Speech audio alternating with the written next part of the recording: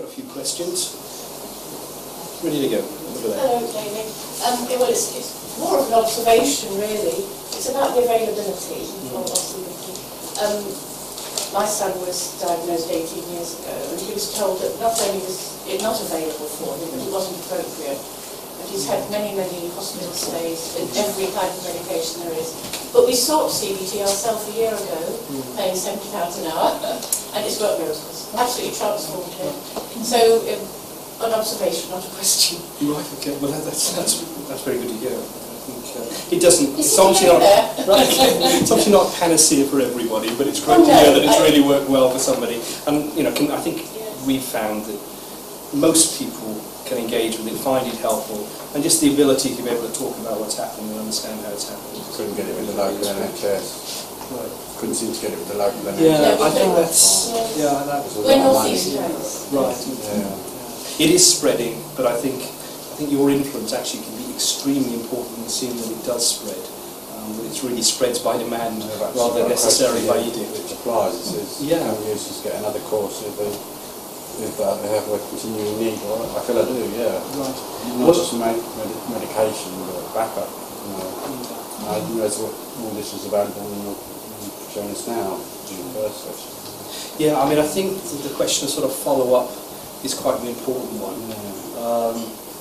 So I mentioned a little bit earlier on, we're trying really to make these skills available very broadly, because times change, people's pressures change, they may learn more as time goes on. At some stages they're not quite ready to sort of take in that sort of approach, but later maybe. And so being able to ask for it is quite important. I think if you haven't had access previously... Is it alright to ask the CPN? It's perfectly reasonable to ask the CPN about what the possibilities would be of you at least being able to talk about these sort of issues further. And simply, I think you can lead with this, certainly. If you want to talk about something, quite often the CPN and others, actually once they're relaxed enough to be able to talk about them themselves, can quite often be very helpful. Because a lot of it is a sort of a human way of interacting and understanding and trying to learn a little bit further. And they in turn can talk perhaps with a more skilled cognitive therapist. Right. I didn't warn you. Just any button. Exactly. Okay. Yes. So, I mean, this is simply a humane way of talking to people. And sometimes, if the person themselves feels uncomfortable, they can talk with a psychologist or talk with somebody within their trust who has the skills, who can give them some support. They can read books. There are lots of books. The books around. There are quite a lot of training schemes people can get involved with. So all those things are possible. Encourage your CPN to go on a CBT or psychosis course. That's the thing there. Question. Bob Blackman, Dave. Carers live 24/7, many of them, with the patient all their life. And I mean, the question that arises is if carers use the same CBT techniques that the professionals use at home, and can they do so, and can they get training for it? I mean, we're certainly finding with some of our studies that involving carers means that you can keep some of this sort of support going long term. When the therapy may have finished, as you say, you're there, you're living together, supporting each other, and you can often offer support which can be very helpful. I mean, there's family work as well, specifically, which is sometimes cognitive behavioural in terms of its approach, which also should be available. So, as a carer, you've got a right to ask for family work. And go and ask for that. Again, the schools are sometimes not available, the people are not available, but if you don't ask, you certainly don't get. And then later on, what you've learned from that and what the person themselves have learned from that, something you can share together and continue to work together over time. So that's something we fully support. I mean, this sort of discussion is partly about trying to help people understand what this is about. Clearly, we'd like to do more in terms of helping carers understand some of these skills a little bit further as well. My son's been ill for a good number of years, and I did ask once about CBT and whether he'd been offered it. I've been told that he's often refused things that have been offered him. And I've got the feeling that he's very used to seeing his doctor or his psychiatrist on a regular basis. But I can't quite imagine him being able or accepting, engaging in that sort of way with another person to that level. But maybe if the psychiatrist or the doctor actually was doing it without him noticing, if you know what I mean, I could sort of see it coming out of that. Or are there actually people, possibly like my son, for whom it would be extremely difficult to engage with on a sort of ongoing way? Well, we had this sort of, within the group we looked at, we found about a quarter, 20%, who the psychiatrists involved, and their colleagues working with me and myself in part, felt that there'd be issues about engagement and how engagement could happen. That's certainly a reason why trying to develop skills more broadly with people like, you know, the community nurse or the psychiatrist is important. Having said that, I think we often find that people will engage who are said not to be engageable. You know, that actually once it may be that the community nurse or the psychiatrist who they get on with sits in on the first session or two. And that means that they act as a bridge which allows the therapist to engage, and the person realises that actually that's terrible, what they're going to talk about, it's not going to be so frightening, and that allows for things to begin to happen. So there are ways around this sometimes that are worth looking at as well, even if the psychiatrist or nurse hasn't got the skills themselves to do it. And is timing quite critical about, you know? Yeah, although that's variable. I mean, you might think that somebody needs to be well enough to have CBT, you know, that they have to be settled enough. But actually, that's quite often it's the opposite. Right. That actually when somebody's just coming to hospital or just actually feeling particularly unwell, that's when they want to talk about what's happening to them. That's when the voices are particularly distressing and they want to work out how can they deal with them, or, you know, what's going on. Or that's when they're very concerned. You know, I've got somebody in hospital at the moment, the doctor's working with me, has engaged with incredibly effectively, because this guy is very worried. The police are after him and they've got things on him and he needs to do something about it, and he's very agitated. That's why he's in. So we've been able to work ways of testing that out and working that out with him, and he's engaged very effectively. So sometimes it's when people are settled, they'll engage, sometimes it's when they're not. And it does depend on the individual really, what's on offer, and how flexible the services are to offer that. I think that's often the problem, that the services aren't really ready and flexible enough to sort of get involved. I think for somebody like my son who's been ill for sort of over 20 years, all the input is to helping him to cope with his illness, and the sort of initial thing that might happen to somebody who gets ill now might be to be more active in arresting the illness. But I think my son has got is rather part of the system, and therefore is less likely to be seen in that light. Do you see what I mean? I do, don't know if that entirely. I mean, happens. the first sort of studies we did were basically with you're talking about, actually people who had illnesses. I think they averaged something like 14 years that they'd been ill, so you know, quite a long period, and that the range was, you know, from 30 or 40 years down to 1 or 2 years.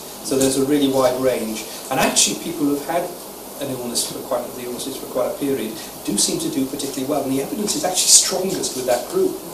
There are studies in the sort of early first few years which are suggesting some benefit, but there's only one major one, and that hasn't been as positive as we expected.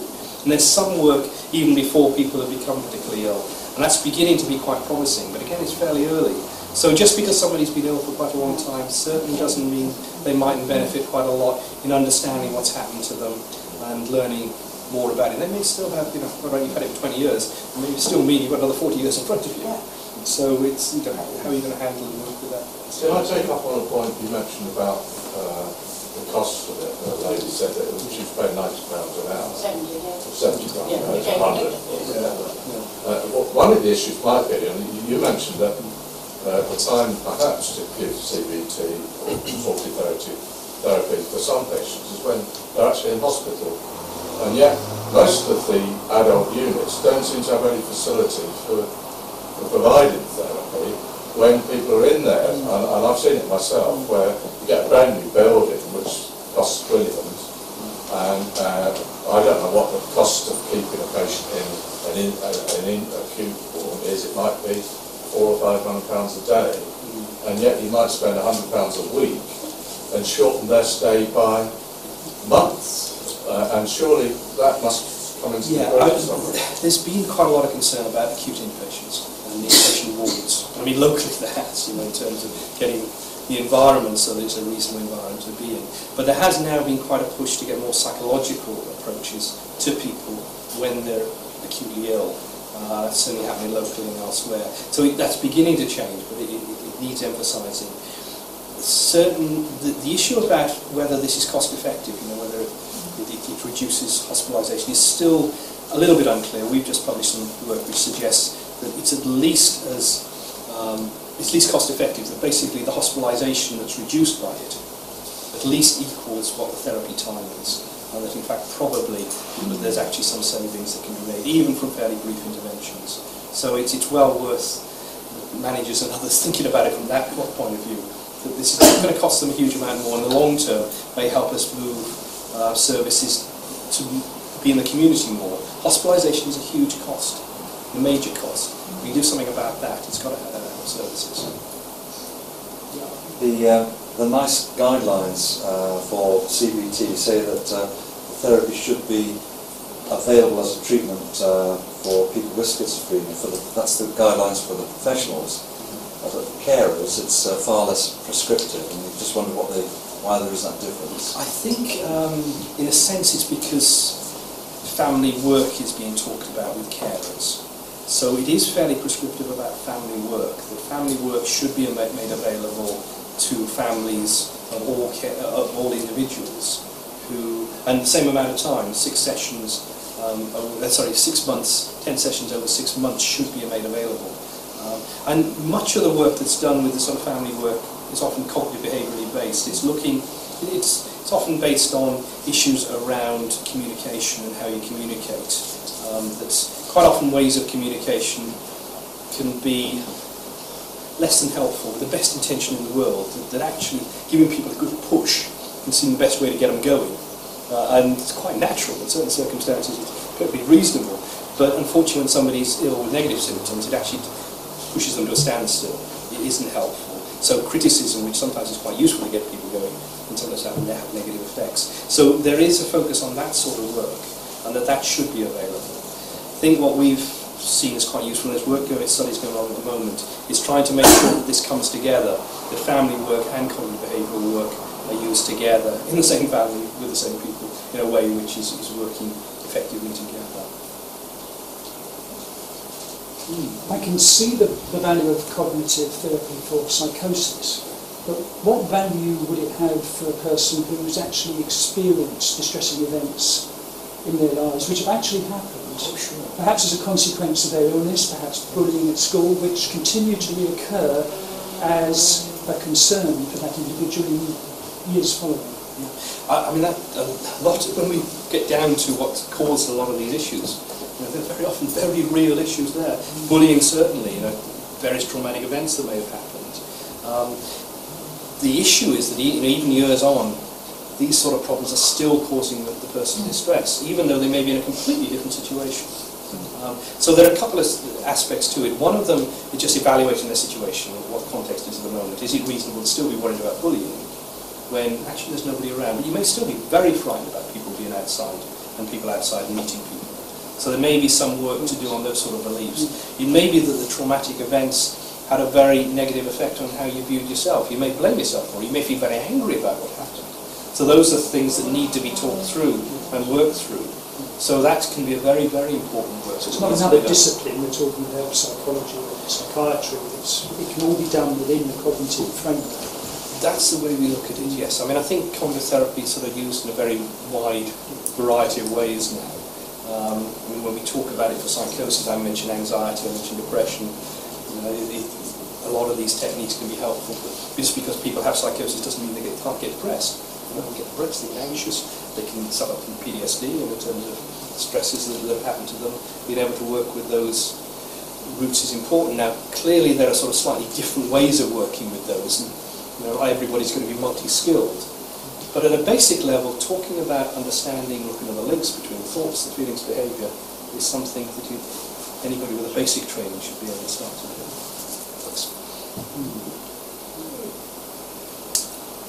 Just follow up one on this engagement issue. How do you actually? How would you recommend people start from at the very beginning? I.e., you've got someone who you feel is not going to engage in, they're not particularly helpful with the doctor, the GP, the CPN. Where do you start? How would you recommend somebody to start that process off? Right. I mean, I think the first thing is this has got to be very much individualised. You know, what is it about that person that motivates them at the moment? You know, what do they like doing? What do they want to do? I mean, do they like sitting in front of the telly, watching television? Okay, I mean, certainly on wards where that's been all the person's done is I've sat next to them in front of the telly and we've talked about the basketball or something, which has been the first sort of way of beginning to make some sort of link on a sort of human basis for a few minutes. Or it may be that they are prepared for you to come to their home and see them there. They may only be prepared to talk to you through a door, and that's as far as you get for the first couple of times that you come. And then maybe they'll be prepared to talk a little bit, they'll open the door after a little while. What would you recommend the carer to do to start the process up? I think with the carers, I'm just going to work out, who can you talk to? You've got perhaps the general practitioner who might be an advocate who may be helpful. You may have a community nurse, you may have a psychiatrist. They are often your link into services and working out what is going on in services. You may have the local RETHINK group where you may have other sources as well to find information about what is available locally and what's not and who's available locally. And how is it that you might be able to bring in somebody who can actually work with this individual. I mean, it's like a thought, a psychosocial interventions trained nurse might be appropriate. There may be a nurse therapist around who would be appropriate. Maybe an early intervention team if this is the first time that this is presenting, who may be able to go out and work with them at home. And really the issue is about trying to engage on their own territory and work out what it is that they may be very concerned about. And it may be that they've actually been taken into hospital. What they want to do is get out. Okay, so our discussion is about how can we help you get out of hospital as quickly as possible. And in a way which is going to make sure that you stay out for as long as possible. So it may be those are the sorts of issues that you engage over and that allow you to then start to talk about other issues. We've used, in various of our studies, we use a sort of befriending route to try to control for sort of the nice bits that you get on with people. The nice ways of getting on with people. We found that a sort of befriending approach is actually very, very useful getting involved. Talking about Portsmouth Football Club or Southampton Football Club, make sure you get it right. About which one. Being able to sort of talk about things and engage with the person on something. And sometimes it's the carers who will give you some information about that, or the consultant will give you some sort of information about just what are the levers you've got, what are the things that will allow you to get in. Just one last bit on the carers bit. I mean, I suspect, I'd like to think anyway, that carers could be probably the greatest advocates for CBT. And maybe there's one of the starting points is really to get carers fully informed about it, and then they can advocate and demand it. Because in my experience, certainly my personal experience, it wasn't my son that demanded it or asked for it. It was myself and my wife who asked for it. Yeah, I mean, I think sometimes just being able to work with the carer on what's needed can be the lever that helps open somebody so that being able to... There may be particular things the person's talking about. You quite often know the background, you know how that's developed and where it's come from. And quite often it's just being able to talk a little bit further about that, open that sort of area up, which may seem very difficult to understand, but sometimes just with a little bit of discussion, it becomes clear what the issues are, so that then someone else can follow in who is appropriate. So what about when you have a situation where the doctors and the consultants won't discuss anything with the carers because of patient confidentiality? Right, I mean, I think one thing you have a right to do is to talk to them. They won't speak. Oh yeah, they don't have to speak, you can talk to them. Well, I mean, they're not listening. I mean, this whole issue about confidentiality is such a fraught one, and needn't be. I mean, I think one of the key things is that you can talk to them. I mean, you can talk to presumably who you're caring for, And then it depends exactly on what that person actually says. And I mean, they may say, no, I don't want you to talk to an example, but they may not. And quite often it's taken for granted that, in fact, they're not allowing the consultant or the mental health nurse to talk to you. Often you can negotiate over what you can talk about, so that often it's not black and white. It may well be that you can talk with them about, well, okay, I don't want to talk about, I'd like to know what's happening to you, but I'm particularly concerned about some particular issues, which may be, how can I help you best? You as a person, and I'd like to talk with your consultant about how can I help you best. Is that okay? Can we negotiate on that? And it varies, but quite often you can find some sort of route that you can then discuss. It's certainly reasonable to sort of quote these sort of guidelines that consultants and others and say, whatever you can't say to me about my son, what the NICE guidelines say is that he should be offered CBT. Is there a reason why that's not the case? Some consultants might say, what's CBT? As I one time.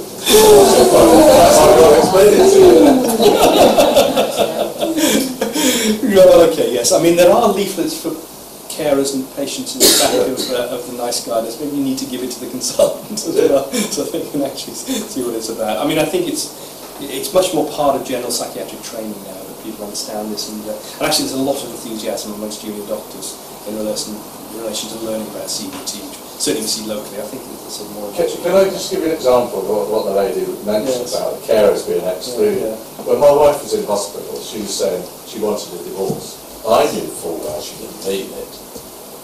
And the consultant said, no, she wants a divorce. I said, she doesn't know what she's talking about. And I said, what would you do if my wife said she was the Queen of England? Would you take her up to Buckingham Palace and put a crown on her head? And the consultant was being very naive, because you just take your point blank what my wife said. And I think there's an issue there that the carer has one view, knowing we've been married 40 years, ought to know my wife by now. And she said, well, we know your wife better than you do. I thought, wow. Yeah, I mean, I think... Yeah, that's right. But on the other hand, if the woman's saying something specifically, you work with what they're saying, but in the context of what the situation is. And usually when someone's acutely ill, when they're acutely depressed or otherwise, making decisions is not necessarily the right time to do it. But those sort of situations can be difficult, but they're about negotiation and about trying to have some discussion and trying to open up the channels. And I think sometimes the problem is that mental health services close the channels down rather than try to open them. And quite often there are ways of opening them, even if it's only partially, which can help you get through a period which can be quite difficult, so that later on more can be said and more can be discussed. You see, it seemed that when my wife was in hospital, there was only one alternative. There was hospital or nothing. Yeah. I mean, there was no CBT, there was no talking therapy, there wasn't a care plan. This is 2 years ago. There was hospital or nothing. And that seemed to be two choices, it's black and white. And that seemed unnecessary to me. Yeah, I mean, I hope you were going to say that was 20 years ago.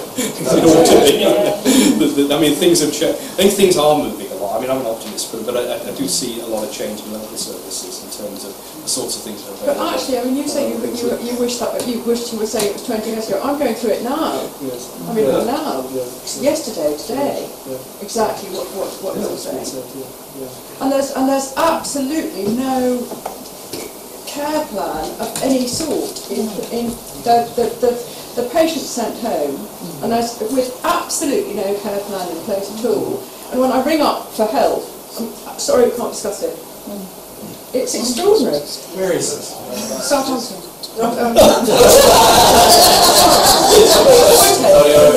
Oh, David, thank you.